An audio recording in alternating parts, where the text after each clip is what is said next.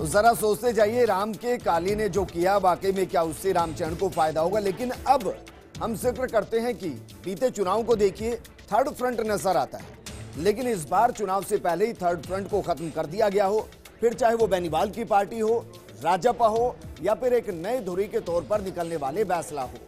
तो फिर सवाल यह खड़ा होता है कि करणी सेना क्या उस भूमिका को निभाने के लिए तैयार है? क्या राजपूत वोट बैंक को साधने के लिए करणी सेना सियासत में कूद सकती है? इस बीच सवाल यह भी है कि अगर करणी सेना सियासत में कूदेगी तो नेतृत्व कौन करेगा, किसके खिलाफ मैदान में होंगे? लोगों क्या करणी सेना वाला ही होगा या फिर सियासत में कूदने के साथ जो करणी सेना का चिन्ह है, प्रतीक चिन्ह है, उसको भी बदल दिया जाएगा? ये रिपोर्ट देखिए।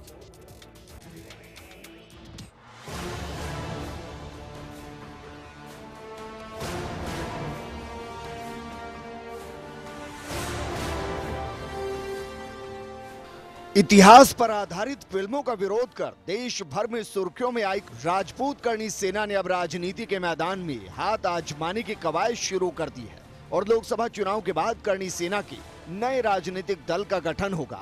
वहीं खबर यह भी है कि करणी सेना के लोगों में भी बदलाव दिखाई देगा। कह सकते हैं कि लोकसभा चुनाव के बाद करणी सेना नए तेवर और नए कलेवर के साथ राजनीति के मैदान में अन्य राजनीतिक दलों के साथ दो दो हाथ करती नजर आएगी। राजनीतिक पार्टी बनाएगी करणी सेना।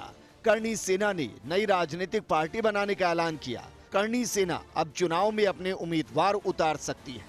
दरअसल राजस्थान में हनुमान बेनीवाल के नेतृत्व में जाटों की एकजुटता बढ़ी है और उसी तरह से मीणा नेता के रूप में किरोड़ी लाल मीणा और गुर्जर नेता के रूप में कर्नल किरोड़ी सिंह बैसला ने अपनी पहचान बनाई।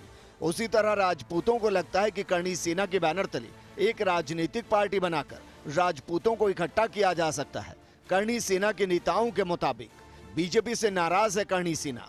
गुजरात और छत्तीसगढ़ जैसे बड़े राज्यों में एक भी राजपूत को बीजेपी ने टिकट नहीं दिया है, इसीलिए बीजेपी के खिलाफ भी करणी सेना में नाराजगी है। ऐसे में अब करणी सेना राजपूतों का एक वोट बैंक तैयार करने की मंशा से राजनीतिक दल का निर्माण करेगी। श्री राष्ट्रीय राजपूत करणी सेना ने इसके लिए अपनी कार्यकारिणी की बैठक बुलाई है, जिसमें पार्टी की रूपरेखा पर विचार किया जाएगा। करणी सेना को लगता है कि पद्मावती फिल्म के विरोध पर जिस तरह से पूरे देश में समर्थन मिला था, उसी तरह के हालात राजनीतिक पार्टी बनाकर पैदा किए जा सकते हैं।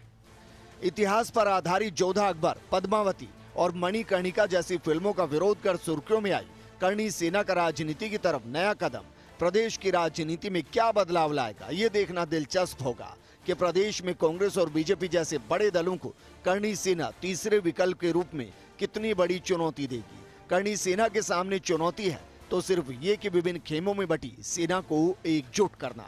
Bureau report, first India news.